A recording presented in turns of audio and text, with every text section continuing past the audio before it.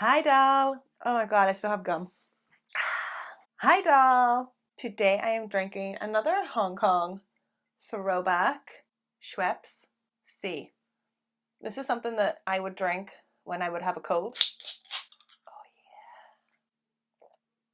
yeah.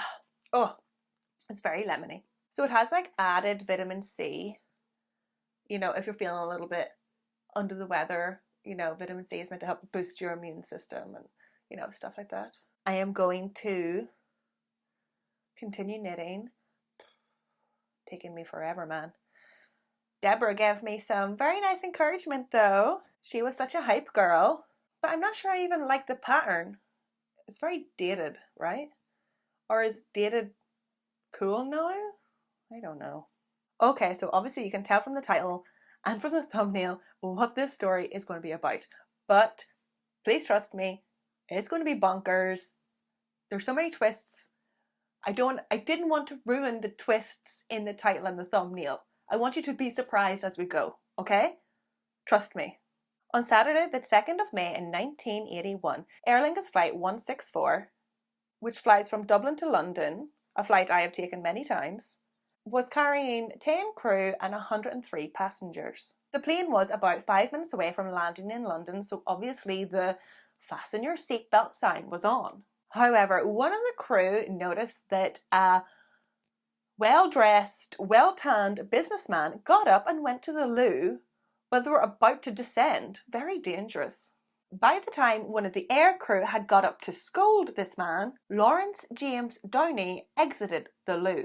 He was walking through the hallway towards the cockpit. It was obvious from the smell that in the loo, the 54-year-old Lawrence had covered himself in petrol. Lawrence was holding 2 small vials. He informed the passengers that he was carrying cyanide gas and a lighter.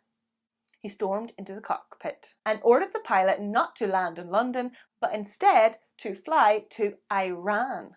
Lawrence said that he had drafted a new constitution for the Iranian people, and he wanted to deliver it personally to the Iranian people. Like what? Who do you think you are? Writing just some rando dude writing a constitution for a country. Oh god. White savior complex much? Dude. The pilot explained to the desperate Lawrence that if he wanted to fly the extra 5,000 kilometers to Iran, then they would have to refuel. Like, what on earth? This guy is a moron. Why would he think that there was enough fuel? Like a little jump. We're going from Dublin to London. And he's like, nah. Let's go to Iran. Has he never been on a plane before? They don't carry that much fuel for like a round trip every single time they go somewhere. You're hauling all that fuel. You take enough fuel, roughly, for the journey you're about to take. A little bit more, just in case, you know, wiggle room. It's the same as driving. Like, come on. So anyway, basically, the pilot's like, we need to refuel to make that length of a trip. So eventually, Lawrence and the pilot, they settle on landing in France to refuel.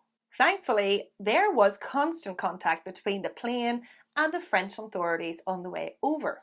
So obviously the French authorities were waiting at the airport when they landed, and an almost 8-hour standoff ensued. Which is when the reasoning behind Lawrence's crazy hijacking scheme came out. Hijackers at the time often demanded prisoners from their terrorist organizations to be like released or whatever. It was usually terrorist hijacks. And Lawrence, he wants to land in Iran, so maybe he's a terrorist? He must have similar demands, everybody was thinking. Or could this hijacking have something to do with the much publicised political Bobby Sands hunger strike in Maze prison up in Belfast? Bobby Sands was on death's door and would die only days later. But no, Lawrence's hijacking point, scheme, objective was much stranger. Upon landing in France, Lawrence demanded that the Irish press and Ireland's best-selling newspaper, the Irish Independent, publish a 3,500-word document, or manifesto, which he had written. Lawrence then had the pilot throw this document out the cockpit window. Okay, so listen, I can't focus, I can't knit. This is just too crazy a story. In this manifesto, Lawrence demanded that Pope John Paul II, yes, this is where we're going, reveal the third secret of Fatima. Yes, it is weird. I know, it's nothing to do with Iran, nothing to do with terrorists, Bobby Sands, not even money. Totally out of left field. I told you this was a crazy story. So he wanted this third secret revealed by the Pope, as well as a published account of his gallant efforts to reveal this third secret. I'll get into the Holy Fatima secret stuff later. So anyway, as bonkers as Lawrence's and his demands were, it was still a very dangerous situation. The situation still had to be treated with the highest level of alert. Lawrence had 112 people hostage on a plane. He's covered in petrol and armed with cyanide. Is he unstable enough to kill a hostage? So the French police or SWAT team, or whatever the equivalent was, convinced Lawrence to allow an ill hostage to leave the plane via the back door. So they were like, this sick person gets to leave and we will publish your manifesto. Lawrence agreed to this, and this told police that he was not an experienced hijacker, nor had he researched it properly. He really didn't know what he was doing to allow police to take control of the situation so easily. So it's all happening and Lawrence is getting his way, or he thinks he's getting his way. So Lawrence is connected with the Irish Independent newspaper's editor, and the 3,500-word manifesto is transcribed to the editor and sent via teletext, which I think is like a fax machine. So then it was arranged that the editor has this manifesto and the editor will communicate with Lawrence over the radio in the airplane. So the editor is on the radio talking to Lawrence, telling him that he agrees to publish Lawrence's document manifesto. But just as the editor is telling Lawrence this, French paratroopers storm the plane, barging in through the back door. The pilot grabbed Lawrence's arm while the squad overpowered Lawrence and pushed him to the ground. In fairness, Lawrence didn't put up a fight. He knew it was over. He was arrested, and thankfully not one shot was fired. And the hostages were set free, thank God. Some of the hostages laughed it off, but some were really shaken up. Like, I don't know how I would feel if I was a hostage on a plane for 8 hours, over 8 hours. I think I would cry. I would be a crier. So thankfully the whole taking him down thing was over in just a matter of seconds.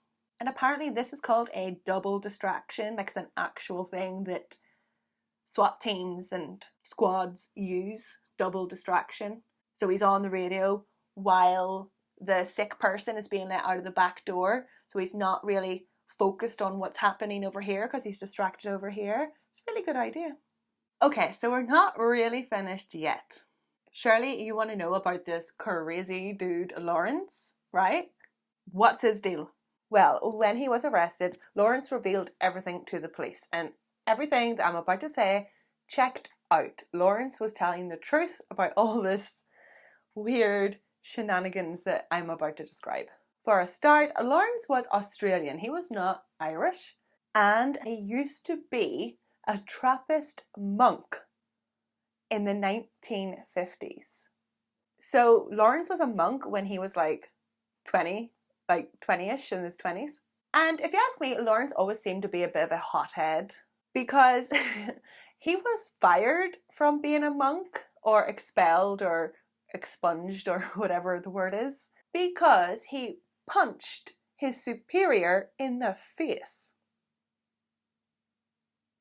Yes, he was a violent monk. I don't think he got the memo of monking. So he got fired from being a monk. So Lawrence has like a crazy CV resume scattered throughout his life. I don't know what order, but I know that he was apparently a mercenary, a merchant seaman, and a professional boxer, as well as a monk. He then, at some point after being a monk, obviously he's got all this like holy religious knowledge, so he decided that he's going to become a tour guide in Portugal, specifically at a shrine devoted to Our Lady of Fatima. Now, I'm sure most Catholics, good Catholics, will know, or maybe they'll remember, this story of Our Lady of Fatima. So, in Catholicism, it is believed that many decades ago, Our Lady, the Virgin Mary, appeared to 3 children here in Fatima. I believe that she like healed one of them or all 3 of them. I'm not too sure. Maybe I'm confusing that one with like the Lourdes, Our Lady of Lourdes.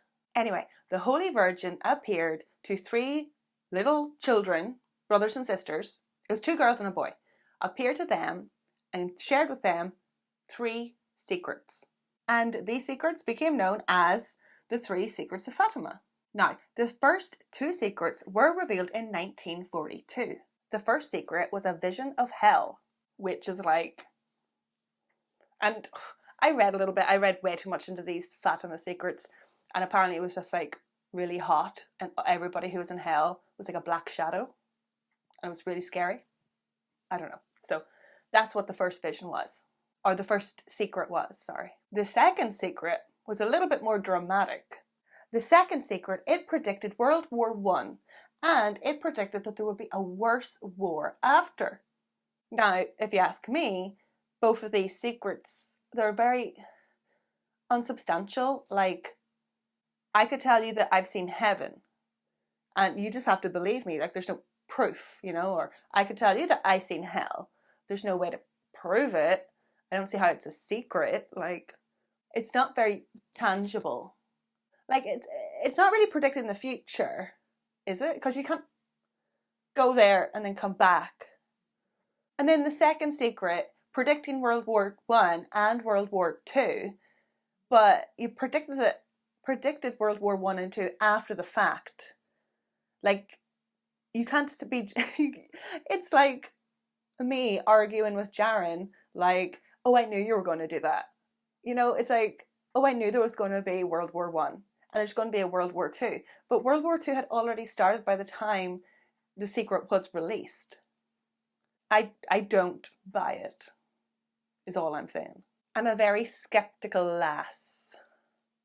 Okay, so the third and final secret was known only to the Pope and other senior officials in the Vatican. According to the 3 children of Fatima, the third secret was not to be revealed until 1960. Apparently, this is when it would become much clearer. So the third secret was written on a little piece of paper. And then in 1960, the Vatican opened up this mysterious piece of paper with this mysterious third secret. Apparently, the then Pope, Pope John XIII, reportedly had a look of horror on his face when he read the third secret. This added huge mystery and fear. Like, people thought maybe it was the end of the world. Is it Armageddon? Did the Virgin predict what day that world is going to end? What is so scary? What is written on this piece of paper? And in 1960, the Vatican refused to share the third secret with the world. So this is when Lawrence became infatuated with the third secret. Like, what was it? He's probably also in Portugal doing the tours at the same time, so it's just like going in his head, going round and around. Lawrence wanted to know, what is the third secret? What could it be? Why won't they let it out? Why won't they tell us what is the third secret? Like, don't you think, like, oh, don't you think that, like, this could be a movie? Like, like, where is Nicolas Cage? Where is he? I'm getting such, like, National Treasure vibes. Or that movie with Tom Hanks and, like, Tom Hanks and The Last Supper. What was that movie? And there's like a cup and all the Christians were angry about it.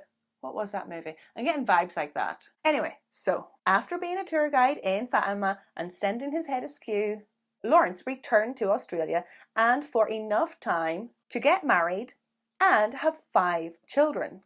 No doubt he tortured them with all of his freaking theories about the third secret. Oh, his poor family. I bet he was a torture to have at parties around the dinner table. Oh, God. Oh, and also, while in Australia, he also committed $70,000 worth of land fraud. So it was after this land fraud debacle stuff that he fled Australia, left his kids, left his wife, and moved to Ireland. While in Ireland, he set up a successful language learning centre and was living in Dublin around the time of the hijacking. So he was also wanted in Ireland too for assaulting someone. He's just like hothead. I'm telling you, hothead. But doll, he has had such a colourful life, right? It's not every day that you're jealous of a religious hijacker. Such adventures he's had. After his arrest, Lawrence revealed that he never had any intention of going to Ireland, or of going to Iran. He said all he wanted was the media and the Pope's attention, as well as credit for his gallant efforts to expose the third secret. He wanted some notoriety. The cyanide vials turned out to be blue toilet salts mixed with vodka. Oh, God. Prank. It's a prank. Lawrence, playing with people's hearts here. And it turned out that he had only put petrol on his hands. Like, so you could smell the petrol, but it was only on his hands. The rest of his clothes was covered in water. Now, something a little bit weird did happen after this hijacking. Only 11 days later, on the 13th of May 1981, a Turkish man shot and almost killed Pope John Paul II while in the Vatican. Like, this is only 11 days later. It's just so... This assassination attempt also had links to the third secret of Fatima. Like, what is going on here? The date of the assassination attempt, May 13th, is an anniversary of the day of the Virgin Mary's apparition in Fatima. It was the day that she appeared to the children. Coincidence? I think not. The Turkish man also had an obsession with the third secret. And during his trial for attempted assassination, he also called on the Vatican to release the third secret. Like, what is going on? Somebody just released the damn secret already. Oh my God, it cannot be worth all of this hassle. Anyway, back to Lawrence. 2 years later in France, Lawrence was sentenced to 5 years imprisonment for air piracy. And after good behaviour and probably some counselling and a little bit of drugs, because it is a little bit sad, like, Lawrence literally thought that it was on him, like it was his duty to reveal the third secret. He felt all like intertwined with it. He really did melt his head.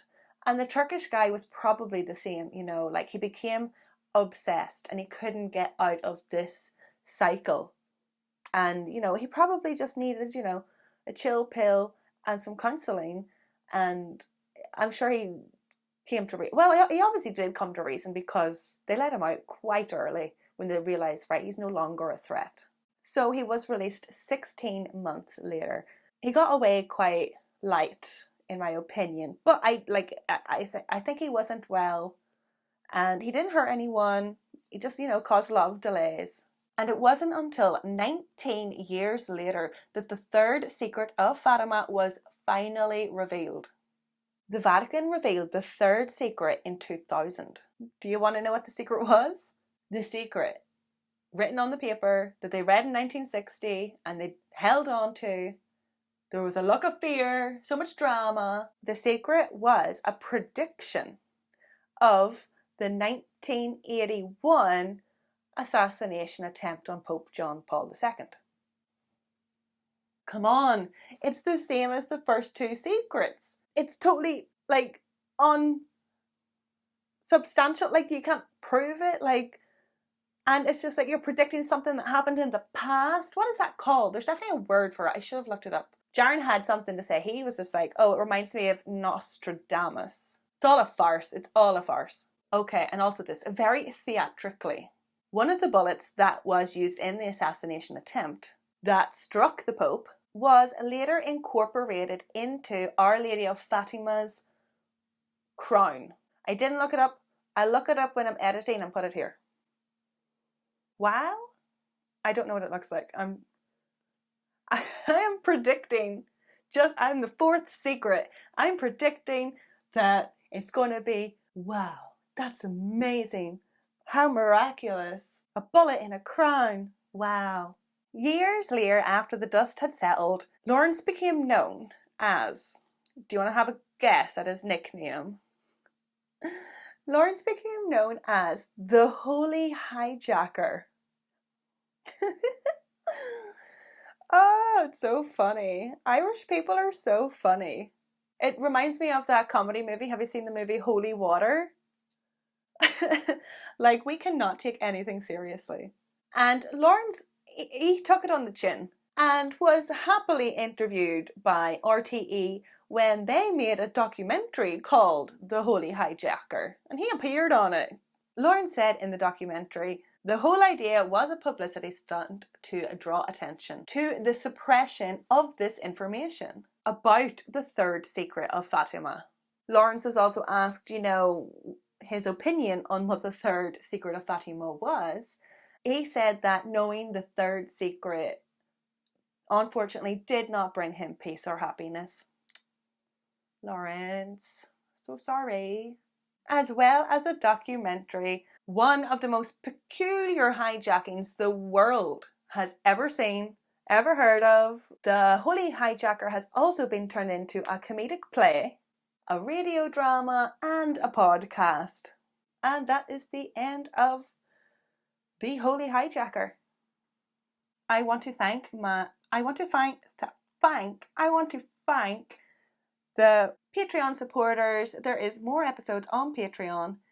I've noticed that the Patreon episodes tend to be a little bit more gruesome. Yeah, so if you want some gory, gruesome ones, go there. Thank you, Renee, Stephanie, Justin, Emer, Vicky, Deborah, Jem, Toya, Laura, Jason and Terry, Sydney, Karen, Leanna, Sarah, Angelina, Lou Marie, Sarah G, Kirsty B, Francesca and Sean. And I want to say now that I'm going to have a lower tier. I'm going to make a £1 a month Patreon if you want to access it. And if anybody has been supporting the podcast previously, that they can lower their amount that they're donating. I understand that the podcast has changed a lot and I'm still finding my feet. I think I'm getting better. Slan, ding. He stormed into the cockpit. Out the cockpit. Apologies, I just had dinner. Oh my god, I am so pale, it's disgusting.